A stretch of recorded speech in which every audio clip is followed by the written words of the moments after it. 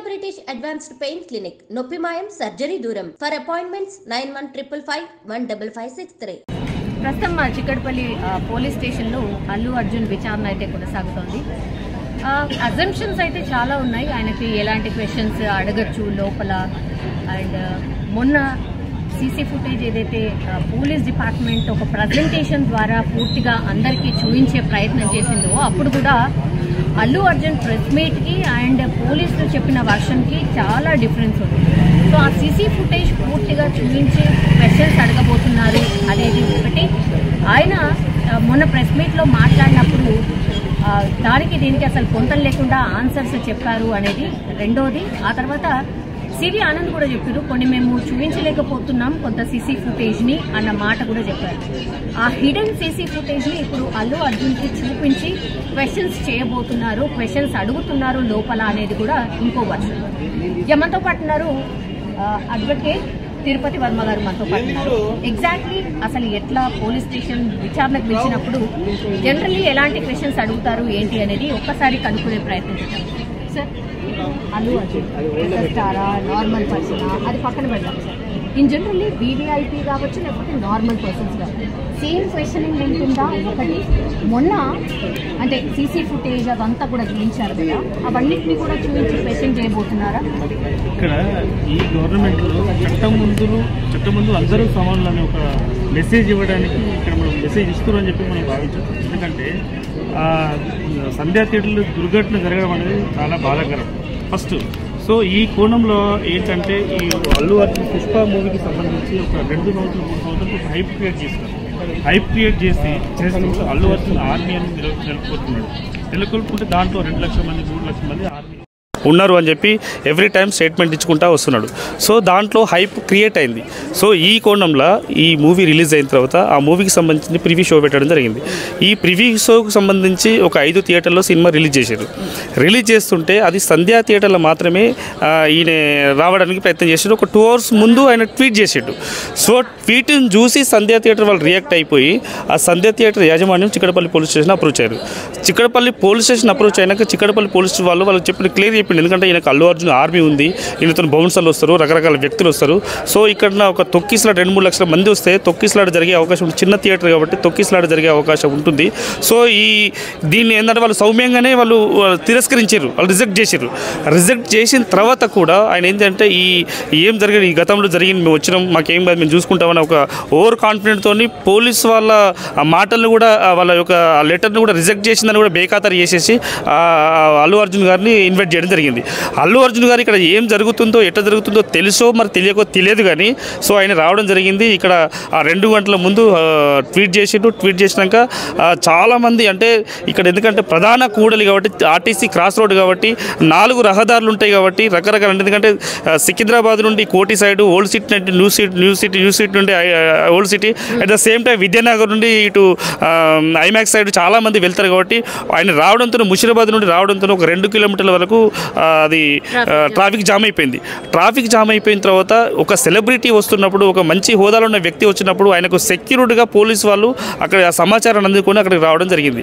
So వాళ్ళు చెప్పే ప్రయత్నం చేస్తున్నారు. ఎందుకంటే అక్కడికి కూడా అల్లు అర్జున్ దగ్గర కూడా పోలీసు వాళ్ళు రీచ్ అయ్యే అవకాశం లేకుండా పోయింది. ఎందుకంటే అంతమంది ఆర్మీని పెట్టుకొని అంతమంది బౌన్సర్లను పెట్టుకుని ఆయన వస్తున్న క్రమంలో, ఎందుకంటే ఇక్కడ సరే వస్తుండే ఎట్లా ఇక్కడ సంఘటన, ఎందుకంటే పోలీసు వాళ్ళు అంటే మంచి ఉద్దేశం కొని ఒక నియంత్రించాలి, వాళ్ళకు ఏం జరగకూడదని చెప్పి వాళ్ళు ఒక నియంత్రించే ప్రయత్నం చేశారు.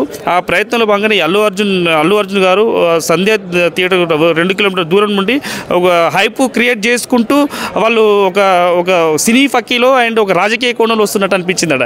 సో ఆయన చూడడానికి అంటే ఆయన సీక్రెట్గా సినిమాకి వచ్చి చూసి వెళ్తే అయిపోతుండే, ఆయన అభివాదం చేసుకుంటూ బయట జనాలకు చేతులు ఒప్పుకుంటూ వచ్చేసరికి ఆ ప్రజలు అక్కడ వాళ్ళు చాలామంది రియాక్ట్ అయ్యారు. సో అభిమానులు కూడా రియాక్ట్ అయ్యేసరికి అక్కడ ఈ బౌన్సర్ల వలన అయితేంది, లేదంటే అక్కడ ఉన్న వాళ్ళ అభిమానుల వల్ల అయితే, అభిమానులు అంటే అల్లు అర్జున్ ఆర్మీ వల్ల అయితే మీద తొక్కిసలాట జరిగింది.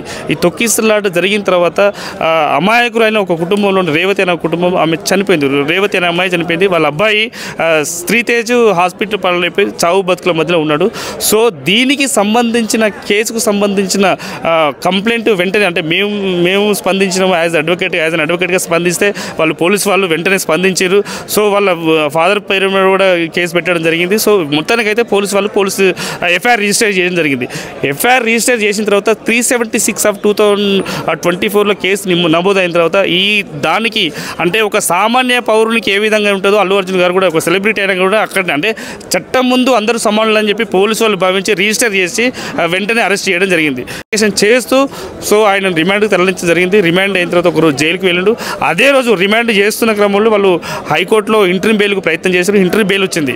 ఇంటర్వ్యూ బెయిల్ వస్తున్న క్రమంలో హైకోర్టు కొన్ని నియమ నిబంధనలు పెట్టడం జరిగింది. ఆ నియమ నిబంధనలు పెడుతున్న క్రమంలో ఆయనను ఒకరోజు జైల్లో ఉన్న తర్వాత రిలీజ్ అయ్యిండు. రిలీజ్ అయిన తర్వాత వాళ్ళ ఇంటి దగ్గర ఈయనను అంటే అల్లు అర్జున్ కలవడానికి పెద్ద పెద్ద సెలబ్రిటీలు సినిమాకు సంబంధించిన వాళ్ళు వెళ్ళి ఆయనకు సింపతి చూపించుకుంటూ ఆయనను పరామర్శించడం జరిగింది. సో ఇక్కడ దీనికి సంబంధించి ఇక్కడ రేవతి కుటుంబం రోడ్డు పాలైన కానీ శ్రీతేజ్ 3-4 రోజుల నుండి 5 రోజుల నుండి హాస్పిటల్లో కానీ ఆయన కనీసం మద్దతు ఇవ్వకుండా కనీసం ఆయనకు ఎలాంటి సహాయ సహకారాలు అందించకుండా చిత్ర యూనిట్ కానీ వాళ్ళు ఎవరు స్పందించకపోవడం వల్ల ఈ విషయంలో సీఎం గారు స్పందించడం జరిగింది. సీఎం గారు ఎందుకు స్పందించారంటే ఆయనకు కాలు వంకర పోయిందా కన్ను వంకర పోయిందా, ఎందుకంటే ఆయనకి ఏమైంది, ఏం బాధ వచ్చింది. సో శ్రీతేజ్ వాళ్ళ అమ్మ చనిపోయింది, శ్రీతేజ్ వాళ్ళ చెల్లె వాళ్ళ అమ్మ ఎటుపోయిందో తెలియదు, వాళ్ళ కుటుంబం అంతా రోడ్డు పాలైపోయిందని చెప్పి ఒక బాధతో అంటే ఈ సీఎం ముఖ్యమంత్రి గారు అంటే ఈ రాష్ట్ర ప్రభుత్వాన్ని ఆ కుటుంబ సభ్యులాగా భావిస్తారు. ఆ కుటుంబ సభ్యులాగా భావించినప్పుడు ఆ కుటుంబంలోకి ఏమైనా జరిగినప్పుడు స్పందించాల్సిన అవసరం సినిమా అంటే ఎవరైతే దానికి కారణం ఉంటో వాళ్ళు స్పందించాల్సిన అవసరం ఉంటుంది. సో స్పందించకపోగా ఆ అల్లు అర్జున్ కారణం ఎవరైతారో వాళ్ళ దగ్గరికి వెళ్ళి స్పందించి ఆయనకు సింపతి చూపించడం జరిగింది. సో దీనివల్ల ఆయన అసెంబ్లీలో మాట్లాడిండు, దాని మీద రియాక్ట్ కావడం జరిగింది. సో ఇవన్నీ నియమ నిబంధనలు ఉన్నప్పుడు రాష్ట్ర ప్రభుత్వం సీఎంగా స్పందించాల్సిన అవసరం ఉంటుంది. దీనికి సంబంధించిన విషయాలు మాట్లాడాల్సి వస్తుంది, మాట్లాడిండు. అది అంతా తెలుసు సార్. ఇప్పుడు ఆయన ప్రెస్ మీట్ పెట్టి మాట్లాడడం, అసలు ఒక బెయిల్ మీద రిలీజ్ అయిన వ్యక్తి ప్రెస్ మీట్ పెట్టొచ్చా, మాట్లాడొచ్చా సార్? దీనికి సంబంధించి కొన్ని నియమ నిబంధనలు ఉంటాయి. అంటే కోర్టు వారే డైరెక్షన్ ఇస్తారు. ఆ డైరెక్షన్లో భాగంగా వాళ్ళు స్పందించగలదు అనేది ఒక కోర్టు నిర్ణయం మేరకు ఉంటుంది. సో ఆయన ప్రెస్ మీట్ పెడుతున్న క్రమంలో పోలీస్ వాళ్ళపైన స్టేట్ గవర్నమెంట్ పైన ఒక నింద వేయాలి, ఒక అబాసు పాలు చేయాలనే ఉద్దేశంతో మాట్లాడాడు. ఎందుకంటే నన్ను ఇంటెన్షనల్లీ ఈ కేసులో ఇరికించారని చెప్పి. ఎందుకంటే మీరు అనే వ్యక్తి, అల్లు అర్జున్ అనే వ్యక్తి అక్కడ సంధ్యా థియేటర్ రాకుంటే ఈ దుర్ఘటన జరగకపోతుండండి. అంటే ఎంటైర్ ఈ సంఘటన, ఈ ఘటన జరగడానికి కారణం మీరే. సో మీరే జరిగినప్పుడు అంతే సరే, దురదృష్టవశాత్తు ఆ సంఘటన జరిగినప్పుడు దానికి స్పందించాల్సిన అవసరం కూడా మీకే ఉంటుంది, మీ యూనిట్కే ఉంటుంది. సో మీరు స్పందించకపోగా ఆ పోలీసు వాళ్ళను కూడా మీరు నిందించే ప్రయత్నం చేస్తున్నారు. సో ఒకవేళ మీరు వచ్చిన రోజు ఒకవేళ మీరు లేకుంటే, ఒకవేళ మీరు రాకుంటే ఆ దుర్ఘటన జరగకపోతుండే, ఒకవేళ మీ ప్రొటెక్షన్ కానీ ప్రజలను నియంత్రించే అంటే అక్కడ అభిమానులను నియంత్రించే క్రమంలో పోలీసు వాళ్ళు రాకుండా కానీ ఎంత ప్రాణ నష్టం జరిగేదో, ఇంకెంతమంది గాయాల పాలయ్యే వాళ్ళు కూడా తెలియదు. సో ఇప్పుడు ఏం క్వశ్చన్స్ అడుగుతారు సార్ ఇన్ జనరల్లీ? ఇప్పుడు ఒక మనిషిని ఆల్రెడీ అరెస్ట్ చేసిండ్రు, రిమాండ్ విధించిన తర్వాత ఆయనకు బెయిల్ వచ్చింది, బయటకు వచ్చింది సార్. అగైన్ నోటీసులు ఏ సందర్భంలో ఇస్తారు, ఎంత కేసులో ఎంత సీరియస్నెస్ ఉంటే ఇస్తారు సార్? అంటే అల్లు అర్జున్ గారికి వచ్చింది ఇక్కడ మధ్యంతర ఉత్తర్వులు మాత్రమే. ఎందుకంటే నిజాలు అని చెప్పి నిజాలు అనేది హైకోర్టుకు వీళ్ళు చెప్పిరో లేదా గోప్యం గుంచిరో డిపెండ్ అని వాళ్ళ అడ్వకేట్ని బట్టి వాళ్ళ ఇన్వెస్టిగేషన్ బట్టి ఉంటుంది. సో దాంట్లో నియమ నిబంధనలు ఏ విధంగా ఉన్నాయంటే కొన్ని కండిషన్స్ ఏముందంటే, డైరెక్షన్ ఏముందంటే, మీరు అల్లు అర్జున్ అనే వ్యక్తి పోలీసు వాళ్ళు ఎప్పుడు పిలిచినా కానీ ఎప్పుడు ఇన్వెస్టిగేషన్ చేసినా కానీ వాళ్ళకు సహకరించాల్సిన బాధ్యత మీకు ఉంది కాబట్టి వాళ్ళకు డైరెక్షన్ ఇవ్వడం జరిగింది. అందుకని దాంట్లో ఇన్వెస్టిగేషన్లో భాగంగానే ఈ కేసును ముందుకు పోవడానికి, ముందుకు సహకరించడానికి అల్లు అర్జున్ గారికి నోటీస్ ఇవ్వడం జరిగింది. ఆ నోటీస్లో భాగంగా ఈరోజు చిక్కడపల్లి పోలీస్ స్టేషన్కి వచ్చారు. ఇప్పుడు ఇన్వెస్టిగేషన్ జరుగుతుంది. సో ఇన్వెస్టిగేషన్లో భాగంగా ఏంటంటే అక్కడ దానికి సంబంధించిన ఆ దుర్ఘటనకు సంబంధించిన ఎందుకు జరిగింది, మీరు ఎక్కడ స్టార్ట్ అయినరు, దీనికి సంబంధించిన పర్మిషన్ లెటర్ ఉన్నాయా లేవా, మీరు ఎంతమందితో స్టార్ట్ అయ్యారు, ఎందుకు స్టార్ట్ అయినరు, సో మీరు ఎంతమంది బౌన్సర్లతో స్టార్ట్ అయినరు, ఎంతమంది అల్లు అర్జున్ ఆర్మీ వచ్చింది, ఎంతమంది ప్రేక్షకులు వచ్చిండ్రు, సో ఈ ప్రేక్షకులు వచ్చిన తర్వాత దీనికి ప్రధాన కారణం ఎవరు అనే కోణంలో వీళ్ళు ఆలోచిస్తారు. సో దీనికి సంబంధించిన విషయానికి ఏంటంటే, మీకు ఆ డిసీజ్డ్ పర్సన్ చనిపోయిన వ్యక్తికి మీకు ఎంత డిస్టెన్స్ ఉన్నది, దానికి ప్రధాన కారణం ఎవరు, సో శ్రీతేజ్ చనిపోవడానికి కారణమైన కోణంలో వీళ్ళు ఇన్వెస్టిగేషన్ చేస్తారు. దానికి సంబంధించిన క్వశ్చన్లు మాత్రం వేయడం జరుగుతుంది. సీన్ రీకన్స్ట్రక్షన్ చేస్తారు, సంధ్యా థియేటర్కి తీసుకెళ్తారు అనేది కూడా ఒక వినిపిస్తోంది సార్. పాసిబిలిటీ ఉంటుందా? అంటే ఇక్కడ సరైన సమాచారం, ఎందుకంటే దానికంటే ముందు జరిగిన సంఘటన ఏంటంటే ఇది ప్రాపర్గా పోలీసు వాళ్ళకు సహకరించలేదు, at the same time police వాళ్ళను అబాసు పాలు చేయడం అని చేయడానికి ప్రయత్నం చేశారు. అండ్ వీళ్ళు హైకోర్టుకు ప్రాపర్ సమాచారం ఇచ్చారో లేదన్న ఒక డౌట్ కూడా పోలీసు వాళ్ళకు ఉన్నది. సో ఆ కోణంలో ఇన్వెస్టిగేషన్ కొంచెం ముమ్మరంగా కొంచెం గట్టిగా చేయడం జరిగింది. దాంట్లో భాగంగా అంటే దీనికి సంబంధించి అక్కడ ఆ రోజు మీడియా వాళ్ళు ఉన్నారు, ప్రేక్షకులు ఉన్నారు, అల్లు అర్జున్ ఆర్మీ ఉంది కాబట్టి రకరకాల మొబైల్స్ ఉంది కాబట్టి ఇప్పుడు ఈ సోషల్ మీడియా ఉంది కాబట్టి దాని ద్వారా 10,000 వీడియోలు సేకరించారు. 10,000 వీడియోలు సేకరించిన తర్వాత వీళ్ళు మమ్మల్ని అంటే పోలీసు వాళ్ళని ఎందుకు నిందిస్తుడు, ఇంత అవసరం ఏమొచ్చిందని చెప్పి ప్రజలకు నిజం తెలియాలనే ఉద్దేశంతో ఒక వీడియో రిలీజ్ చేయడం జరిగింది. సో ఆ వీడియో రిలీజ్ చేస్తున్న క్రమంలో అంటే ఆయన ఎప్పుడు వచ్చిండు, ఎక్కడి నుంచి వచ్చిండు, ఎంతమందితో వచ్చిండు, ఎన్ని కార్లు వచ్చినాయి, ఎంతమంది సినిమా యూనిట్ వచ్చారు అని చెప్పి దాంట్లో ఉన్నది. సో ఆ ఉన్న క్రమంలో దీనికి ప్రధాన కారణం బౌన్సర్లు అవుతారా, లేకుంటే ఆర్మీ అవుతారా, లేకుంటే ఎవరు నెట్టివేయడం వల్ల ఇది జరిగిందని చెప్పి ఆలోచిస్తారు.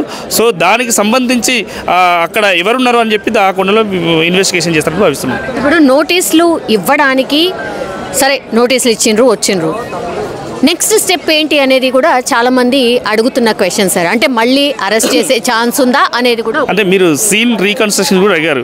సో సీన్ రీకన్స్ట్రక్షన్ ఏమిందంటే గతంలోనే ఇంతకుముందు వాళ్ళు కొంత సమాచారాన్ని వీళ్ళు హైడ్ చేసిండు ఎవరు అల్లు అర్జున్ గారు, కొంత సహకరించలేదు. సో ఆ సహకరించలేదు కాబట్టి దీనికి సంబంధించిన ఇన్వెస్టిగేషన్ సంబంధించిన పోలీసులు పిలిచి మొత్తం సమాచారాన్ని రాబట్టే ప్రయత్నం చేస్తారు. ఒకవేళ పూర్తి సమాచారాన్ని వాళ్ళకి ఇవ్వకుంటే ఇది ఎందుకంటే అంటే ఇన్వెస్టిగేషన్లో భాగంగా ఏది నిజము ఏది అబద్ధం అని తెలుసుకోవడానికి వాళ్ళు సీన్ రీకన్స్ట్రక్ట్ అక్కడ ఏం జరిగింది, ఎంతమంది ఉన్నారు, ఎంత డిస్టెన్స్లో ఉన్నారని చెప్పి ఆ సీన్ రీకన్స్ట్రక్షన్ చేస్తే కొంత సమాచారం వచ్చే అవకాశం ఉంది. సో దాంట్లో అంటే ఆ సీన్కు సంబంధించి ఆ క్రైమ్కు సంబంధించిన విషయాన్ని బయటపెట్టడానికి సీన్ రీకన్స్ట్రక్షన్ చేసే అవకాశం ఉంటుంది. రీకన్స్ట్రక్ట్ చేస్తారు కూడా 100% చేస్తారు.